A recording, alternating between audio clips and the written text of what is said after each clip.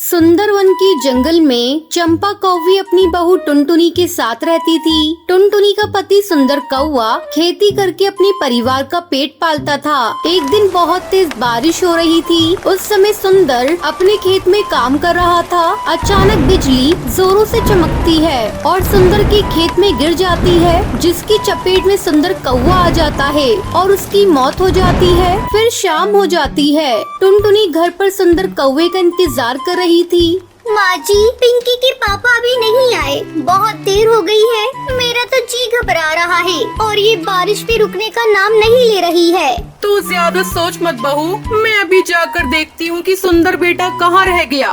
चंपा कौवी अपने बेटे को देखने खेत पर जाती है। वहाँ सुंदर कौवे को मरा हुआ देखकर वो जोर जोर से रोने लगती है। हे भगवान, ये तूने क्या कर दिया। एक ही तो घर में कमाने वाला था, तूने उसे भी अपने पास बुला लिया। अब मेरी बहू और पोती का कौन पेट पालेगा। किसी तरह वो रोती बिलखती घर पहुँचती है। टुनटुनी बहू, हम लोग लुट गए, बर्बाद हो गए। क्यों माँ जी, क्या हो गया और ये कहाँ है? जल्दी बोलिए माँ जी, मुझे बहुत डर लग रहा है।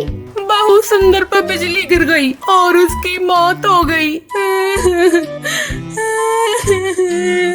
इतना सुनते ही टुनटुनी बेहोश हो जाती है। थोड़ी देर बाद बड़ी मुश्किल से टुनटुनी को होश आता है।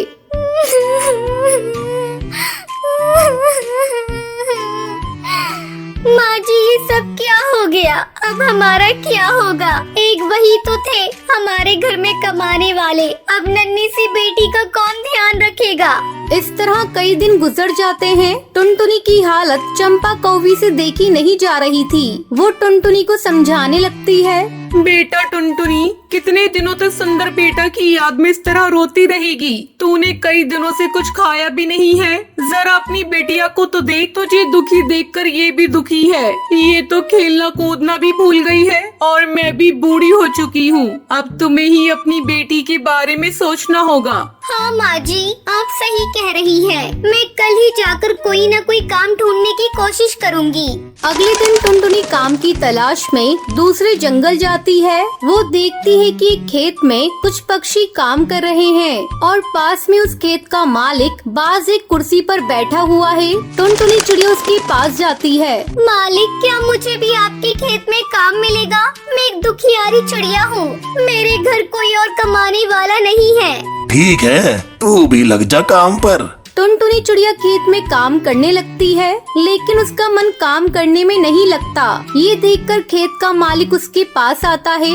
तुझे तो ढंग से काम करना नहीं आता, चली जा, यहाँ तेरे लिए कोई काम नहीं। दुखी मन से टुनटुनी घर लौट आती है।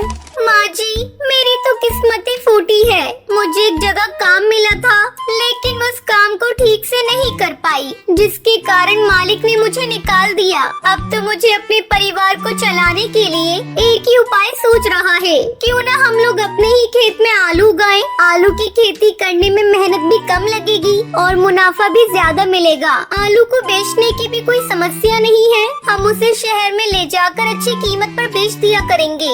ये बात तो तूने बहुत अच्छी कही बहू। कल ही हम दोनों चलकर आलू की फसल लगाएंगे।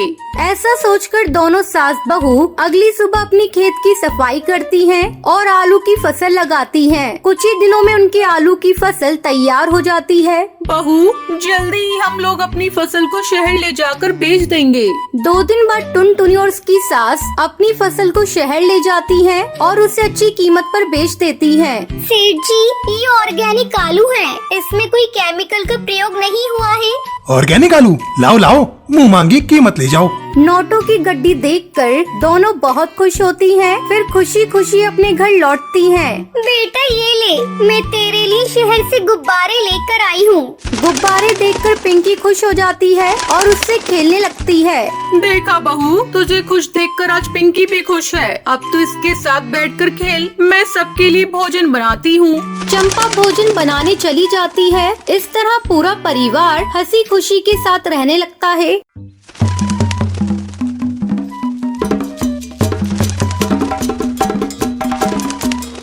टुनटुनी और मोंटू कबूतर की कल ही नई नई शादी हुई थी। एक दिन मोंटू कबूतर की माँ अपने बेटे और टुनटुनी से कहती है, बेटा तो टुनटुनी को लेकर हनीमून पर चला जा। मैंने तुम दोनों की शिमला की टिकट बुक कर दी है। लेकिन माँ जी, आप अकेले यहाँ कैसे रहेंगी? बहू तू चिंता मत कर, मैंने तेरी बुआ सास को यहाँ बुला लिया है। अगले दिन टुनटुनी और मोंटू कबूतर हनीमून मनाने के लिए शिमला के लिए निकल जाते हैं। अरे साफजी, आगे हवाई मोटर लेकर मत जाइए। भारी बर्फबारिश की वजह से आगे लैंडस्लाइड हुआ है, सारे रास्ते बंद हैं। मोंटू, चलो वापस चलते हैं और कहीं होटल में रुक जाते हैं। टुनटुनी और मोंटू वापस जाने लगते हैं। तभी एक तेज हवा का झोंका आता है और मोंटू का हवाई मोटर एक पेड़ से टकरा जाता है। इस हादसे में मोंटू की मौत हो जाती है और टुनटुनी घायल हो जाती है। जब टुनटुनी को होश आता है तब वो देखती है वो एक हॉस्पिटल में है। डॉक्टर साहब, मेरी बहू बोल क्यों नहीं रही है? माँ जी, इन्हें सदमा लगा है, जल्दी ही बोलने लगेंगी। कुछ दिनों के बाद मोंटू की माँ टुनटुनी को घर लेकर आती है। घर आकर टुनटुनी की बुआ सास, भाभी, आपको अभी भी समझ नहीं आया? आपकी बहू अपशगुनी है, आते ही इसने अपने पति को खा लिया। जी ऐसा मत कहो, मेरी बहू अपशगुनी नहीं है। मैंने अपना बेटा खोया है तो इसने भी तो अपना पति खोया है। इसमें इस बेचारी का क्या दोष? पति के गम में न ठीक से खा रही है न ठीक से बोल पा रही है। इसी तरह रोज बुआ सास टुनटुनी को कोसती रहती थी। मोंटू की माँ से टुनटुनी का उदास चेहरा देखा नहीं जा रहा था। ऐसे में एक दिन वो टुनटुनी से कहती है, टुनटुनी, तू अपनी पढ़ाई फिर से शुरू कर दे, तू फिर से कॉलेज जाना शुरू कर दे बेटा। माँ जी, मुझसे पढ़ाई नहीं होगी, मुझे मोंटू की बहुत याद आती है। मैं उसके बिना कैसे जीऊंगी आप बताइए।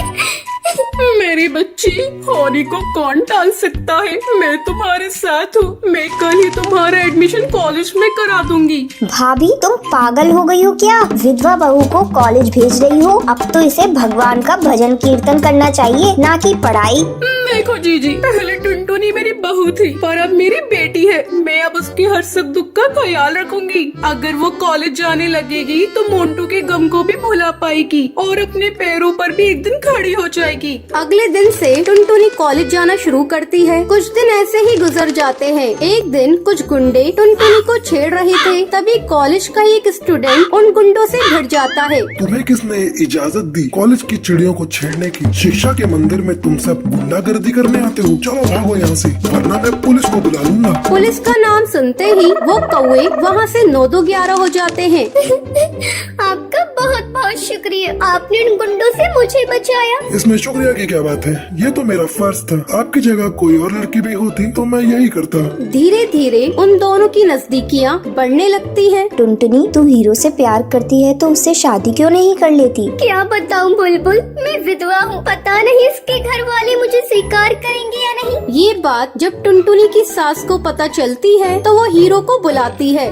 बेटा, मेरी जिंदगी का कोई ठिकाना नहीं। तुम बुरा न मानो तो मेरी बहू से शादी कर लो। माँ जी, इसमें बुरा मानने वाली बात कैसी? मैं टुनटुनी से शादी करने को तैयार हूँ और मैं अपने परिवार वालों को भी मना लूंगा। और कुछ ही दिनों बाद टुनटुनी और हीरो की धूमधाम से शादी हो जाती है। तो ये थी आज की कहानी। क्या आपको पता है मोंटू और टुनटुनी हनीमून मनाने के लिए कहाँ जाते हैं? अगर आपको पता है तो आप हमें कमेंट करके जरूर बताएं। अगर आपको ये वीडियो पसंद आई हो तो इसे लाइक और ऐसी कहानियाँ देखने के लिए मेरे चैनल को सब्सक्राइब करना ना भूलें। गोपी चिड़िया अपने पति अहम कौवे और अपनी बेटी मीरा के साथ सुंदरवन जंगल में रहती थी। अहम कौवा जिगरबाज के यहाँ काम करता था और अपने परिवार की खुशियों का ख्याल रखता था। गोपी चिड़िया की बेटी मीरा भी एक अच्छे स्कूल में पढ़ती थी। वो सब बहुत खुश थे, लेकिन अचानक एक दिन गोपी चिड़िया की खुशी को नजर लग जाती है। अहम कौवा अपने दोस्तों के साथ शराब पीने लगता है। अहम कौवे, ऐसा कब तक चलेगा? आप अपने दोस्तों के साथ पार्टी करते हैं, शराब पीते हैं, घर में खर्चे का कुछ भी पैसा नहीं देते हैं। आप ही बताएं, मैं मीरा की स्कूल की फीस कैसे भरूं? उसके प्रिंसिपल का भी फोन आ चुका है। अगर फीस जमा नहीं करी तो मीरा को स्कूल से निकाल देंगे। ये चुप कर गोपी चिड़िया, मुझे ऑर्डर मत दे। मैं खुद कमाता हूँ और खर्च करता हूँ। तेरी बेटी को स्कूल से निकाल दे तो निकलने दे, मेरे पास फालतू में खर्च करने के लिए पैसे नहीं हैं। अहम कौवे, तुम ऐसा क्यों बोल रही हो? मीरा तुम्हारी भी तो बेटी है ना? अहम कौवे की ऐसी आदतों की वजह से उसे काम से निकाल दिया जाता है। अहम कौवे, मैंने तुम्हें कितनी बार कहा था शराब छोड़ दो, लेकिन तुमने मेरी बात नहीं मानी। देखो तुम्हें काम से निकाल दिया ना, मेरी बच्ची को भी स्कूल से निकाल दिया क्योंकि तुमने टाइम से उसकी स्कूल की फीस जमा नहीं की। अहम कौवा गोपी चिड़िया की बातों का कोई जवाब नहीं देता है। अब मैं क्या करूं? कैसे घर चलाऊं? घर का राशन भी खत्म हो गया है। एक दिन मीरा गोपी चिड़िया से खाना मांगती है।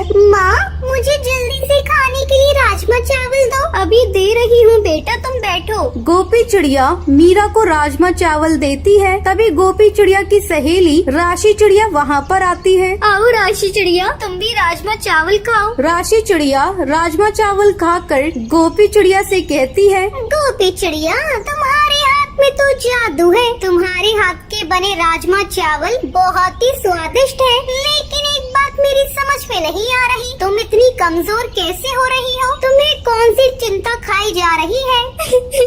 राशि चिड़िया, तुम्हें क्या बताऊं, अहम कौवे की नौकरी चली गई और उन्होंने शराब पीना भी शुरू कर दिया है। घर में पैसों की बहुत तंगी हो गई है। गोपी चिड़िया, तुम मेरी एक बात मानो, तुम राजमा चावल बनाकर जंगल में बेचना शुरू कर दो, तुम्हें कामयाबी जरूर मिलेगी। अगले दिन से गोपी चिड़िया राजमा चावल बनाकर जंगल में नदी किनारे बेचने लगती है। हे भगवान, सुबह से शाम हो गई है, कोई भी राजमा चावल खरीदने नहीं आया है। गोपी चिड़िया हिम्मत नहीं हारती है। वो अगले दिन फिर से राजमा चावल बेचने के लिए जाती है। आइए आइए, मेरे बने हुए राजमा चावल खाइए, स्वादिष्ट और सस्ते राजमा चावल खाइए। कितने की प्लेट है गोपी चिड़िया? कोकिला मैना, 30 रुपए की प्लेट है राजमा चावल, बोलो लगाऊं? देखो गोपी चिड़िया, कल मेरे घर पर पार्टी है, तुम सारे राजमा चावल मुझे दे दो, मैं उन्हें पार्टी में खिलाऊंगी, मैं तुम्हें अच्छे पैसे दूंगी, कल तुम मेरे घर आ जाना। ठीक है कोकिला मैना, मैं कल आ जाऊंगी। अगले दिन गोपी चिड़िया राजमा चावल बनाकर कोकिला मैना को दे देती है। वो उसे उसके बदले बहुत अच्छे पैसे देती है। ये देखकर गोपी चिड़िया बहुत खुश होती है। इस तरह पूरे जंगल में गोपी चिड़िया के बने हुए राजमा चावल मशहूर हो जाते हैं। तो ये थी आज की कहानी। क्या आपको पता है कोकिला मैना गोपी चिड़िया से राजमा चावल क्यों खरीदती है? अगर आपको पता है तो आप हमें कमेंट करके जरूर बताएं। अगर आपको ये वीडियो पसंद आई हो तो इसे लाइक और ऐसी कहानियाँ देखने के लिए मेरे चैनल को सब्सक्राइब करना ना